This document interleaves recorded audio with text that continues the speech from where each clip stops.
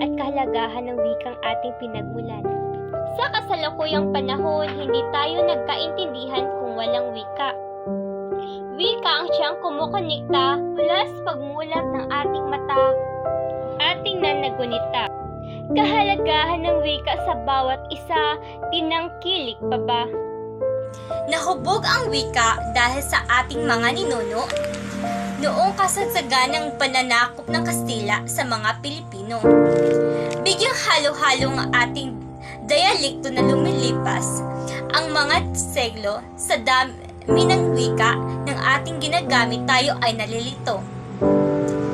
Sa tulong ng wika, ito ang ating gabay sa pakikipagtalastasan, pakikipag-ugnayan, pakikipagsalamuha at pakikipag-usap natin. Dahil sa ating mga ekspresyon, idea, pananaw, at nagpapahayag ng damdamin. Sa pamamagitan nito ay malinaw nating naparating ang ating mga mensahe sa panulat man o pasalita. Wika ang isang kasangkapan upang magkaisa ang ating bansa.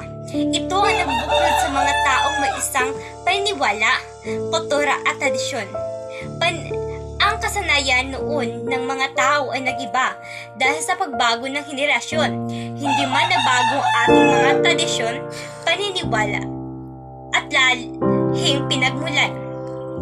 Dahil ito talaga ang kasanayan ginagawa noon at hanggang ngayon. Napakahalaga talaga na malaman kung saan nagmula ang wika. Nagmula ang wika sa Choryang Turi sa Babel. Ayon sa lumang tipan, kung ano talaga ang historikal sa Biblia.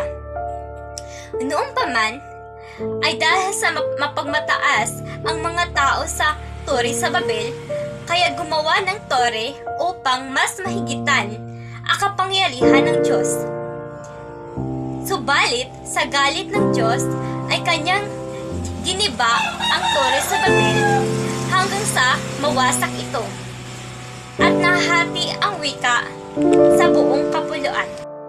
At maraming salamat sa pakikinig.